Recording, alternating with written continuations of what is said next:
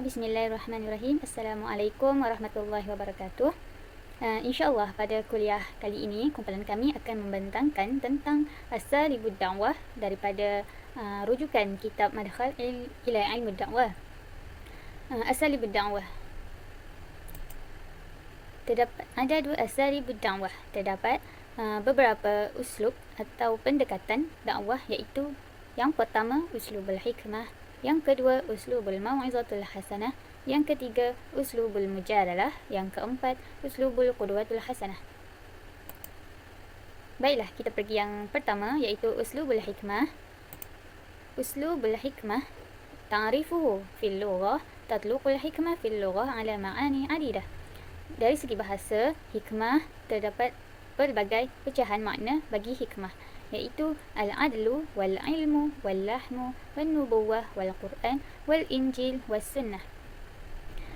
Wa ma ila zalik min itlaqat kama tatluqu 'ala al-illah, iaitu keadilan, ilmu, penyelesaian, kenabian, Al-Quran, Sunnah, Injil dan lain-lain yang berkaitan. Seperti mana qala hikmatut tasyri', hikmah pensyariatan. Wa mal hikmah min dhalik, dan apakah hikmah daripada itu? Dari segi istilah pula, wa istilahan wa qad arafaha al-ulama fil istilah ta'rifat kathirah ma'khudhah min al-ma'na al-lughawi, di mana ulama telah memahamkan dari segi istilah makna hikmah ini banyak datang daripada makna dari segi bahasa tadi. Bagi istilah yang pertama ialah al-hikmah isabatul haqqi lil ilmi wal aqli, di mana hikmah bermaksud kurniaan Allah kepada seseorang hambanya dalam bentuk kemampuan memahami sesuatu secara ilmiah dan pemikiran. Fal hikmah min Allah Ta'ala ma'rifatul asya' wa ijadiha ala ghayatil ihkam, wa min al-insan ma'rifatul mawjudat wa fi'lil khairat. Hikmah daripada Allah ini mengetahui sesuatu dan mencarinya atas tujuan penghukuman, manakala dari hikmah dari manusia mengetahui kewujudan-kewujudan dan perbuatan yang baik. Seterusnya, istilah yang lain pula, hikmah bermaksud pengajaran untuk mengetahui sesuatu perkara terbaik dengan ilmu yang terbaik. Dan ada juga yang mentafsirkan hikmah kepada wa minha wada'al asya' mawadi'iha, di mana meletakkan sesuatu perkara pada tempatnya.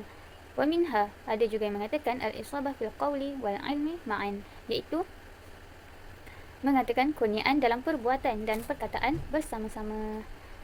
Adapun wafassiru Ibnu Katsir al-Hakim biqaulihi, menurut Ibnu Katsir, al-Hakim fi af'alihi wa aqwalihi nabda'u al-asya' fi mahaliha, di mana orang yang bijak dalam perbuatannya dan percakapannya akan meletakkan sesuatu pada tempatnya. Dan terdapat pelbagai lagi istilah menurut pandangan yang lain. Dan wa min jumlati hadhihi ta'rifat yasbihu ta'rif uslub al-hikmah bi annahu uslub allazi yad'u al-ashya' mawdi'ahi, fayakunu uslub al-hikmah syamilan li jami' al-asalib ad-da'wah min hadha al-wajhi. Yang bermaksud, dan dari keseluruhan ta'rif ini telah uslub al-hikmah menjadi menjadi uslub yang mana meletakkan sesuatu pada tempatnya. Dan uslub ini adalah menyeluruh, di mana merangkumi ke semua uslub-uslub dakwah yang lain.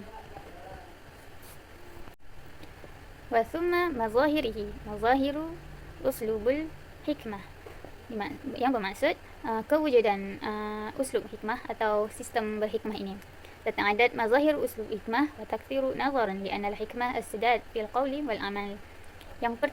Uslub yang pertama mazahirul hikmah fi janibil manahij ad-da'wah, yang kedua mazahirul hikmah fi janibil asalib ad-da'wah, yang ketiga mazahirul hikmah fi janibi wasail ad-da'wah. Yang mana yang pertama kewujudan al-hikmah dari aspek metodologi dakwah, yang kedua dari aspek pendekatan dakwah, yang ketiga dari aspek sarana dakwah atau cara berdakwah. Aspek yang pertama iaitu mazahirul hikmah fi janibil manahij ad-da'wah, iaitu yang pertama penyusunan, yang pertama tartibul awlawiyat wa taqdimul ahammi 'alal muhimma, iaitu penyusunan yang utama mendahului yang lebih penting daripada yang penting. فلا عد المنهج الدعوي منهاجا حكيما إذا لم يرتب الأولويات في الخطة. Maka tak dikira metodologi dakwah sebagai metodologi yang bijak jika tak disusun perkara yang utama dalam perancangannya. ويقدم الأمر الأهم على الأمر مهم. مثال: يقدم الأمور العقائد على غيرها من العبادات والأخلاق، ويقدم الفروض على مندوبات، ونوافل المحرمات على مكروهات، والمصالح العامة على مصالح الخاصة عند التعارض، ويقدم الضروريات على الحاجيات والتحسينيات. Yang maksud mendahului perkara yang lebih penting daripada yang penting, seperti mendahului perkara akidah daripada perkara yang lainnya seperti ibadat dan akhlak, dan atau mendahului perkara fardu wajib daripada perkara sunat, dan wanawafil mengambil kira perkara benda haram daripada makruh, dan perkara masalah umum daripada masalah khusus ketika berlaku perselisihan. Kemudian yang kedua, at-tadarruj fi tatbiqil awlawiyat, di mana kecenderungan dalam menentukan yang utama. ولا سيما في معالجة الأشخاص والأوضاع العامة, terutama sekali pada merawat seseorang dan keadaan umum. مثال: كما كان حال القرآن الكريم في تنزيله، وكما أخبرت عن عائشة رضي الله عنها، وكما فعل الخليفة عمر بن عبد العزيز رضي الله عنه في إصلاح الأوضاع العامة في زمنه. Contohnya, keadaan penurunan Al-Quran seperti mana yang dikhabarkan oleh Aisyah, dan juga seperti perbuatan Khalifah Umar dalam memperbaiki keadaan-keadaan yang umum pada zamannya. Dan kemudian yang ketiga, manasibatul manhaji lil ahwal wal a'mar wal mustawiyat, di mana kesesuaian manhaj untuk keadaan, usia dan tahap. فلا يعد المنهج الحكيم إذا سار بين حالة الضعف وحالة القوة. Manhaj tak dikira manhaj yang bijak jika diterapkan dalam keadaan di antara kuat dan lemah. لا يعد حكيما إذا لم يفرق بين الكبير. Tidak dikira manhaj yang bijak juga jika tidak membezakan yang besar dengan yang kecil. والمرأة ورجل, yang perempuan dengan lelaki. ولا بين العالم والجاهل والعدو والصديق والحاكم والمحكوم وغير ذلك. Dari aspek asalibud dakwah pula, kemunculan kewujudan al-hikmah dari aspek ini ialah yang pertama, yakhtarul manhaj al-munasib li tatbiqihi fil mawqifi al-munasib wal hala al-munasibah, di mana memilih manhaj atau pendekatan yang munasabah bagi menetapkannya pada tempat dan keadaan yang sesuai, yang munasabah. فقد يصلح لحالة من أحوال أو لمعالجة موقفي من موقف منهج لا يصلح غيره. لا بد من اختيار المنهج العاطفي للموقف العاطفي، والمنهج العقلي للموقف الجدلي، والمنهج الحسي للموقف التجريبي. Iaitu di mana memilih manhaj antifi bagi tempat yang antifi, memilih manhaj untuk tempat perselisihan, wal manhaj hissi bagi tempat percubaan. Kemudian yang kedua, yakhtaru syakl al-munasib min ashkal asalib al-minhaj al-mukhtar, di mana memilih bentuk yang munasabah daripada bentuk-bentuk uslub manhaj yang dipilih. Yang ketiga, i'timad maratib al-ihtisab, di mana penggunaan atau pengambilan penyusunan perhitungan. Wahia ta'rif, thumma al-wa'zi, thumma al-wa'zu, thumma al-ta'nif, thumma isti'mal al-yaddi, thumma al-tahdid, thumma al-darbi. Di mana bermula dengan ta'rif, kemudian teguran, kemudian marah, kemudian menggunakan tangan, kemudian ancaman, dan akhir sekali pemukulan. Waja'a fil hadis syarif, benda ini terdapat dalam hadis yang berbunyi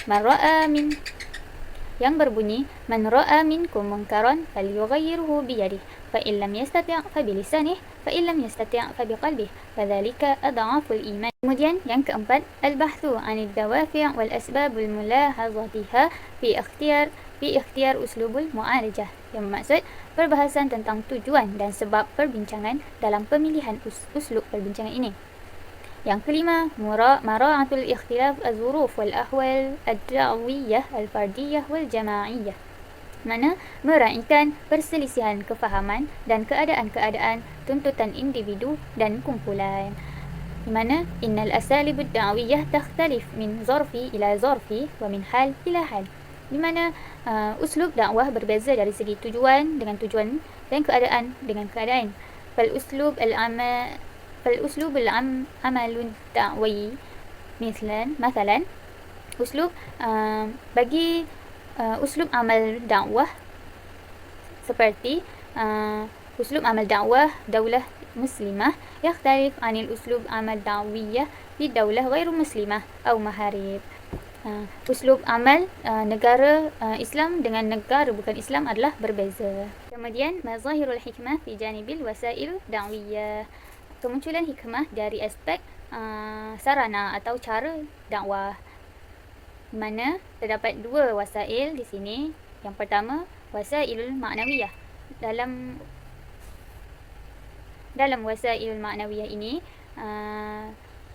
wahia al-akhlaqul karimah wasifatul hamidah. Di mana jalan ma'nawiyah ini ialah akhlak yang mulia dan sifat yang terpuji. Kemudian yang kedua, fil wasailul madiyah, mana jalan kebendaan, seperti isti'mal ad-da'i kulli wasilah mubahah maisirah mutawaffirah fi asrihi, mana pendakwah menggunakan semua cara yang dibenarkan yang ada pada zamannya. Fil wasail ma'nawiyah tadi ihtimam ad-da'iyah biha atau harasahu 'alaiha wa mujahadah nafsihi fiha, di mana pendakwah mengambil berat akan jalan ini dan sangat perlu akannya.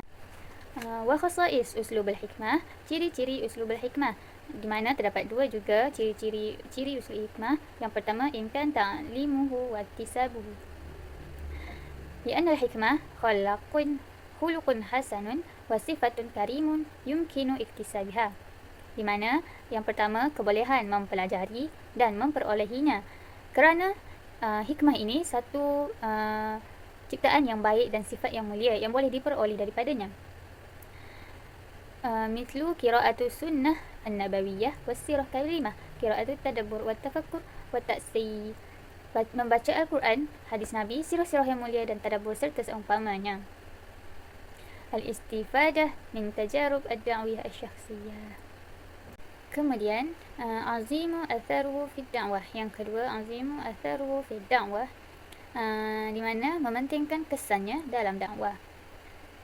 Fad-da'iyah al-hakim yasilu ila ma la yasilu ilaihi ghairi. Pendakwah yang mulia akan mencapai sesuatu, mencapai kepada apa yang tidak dicapai oleh orang lain.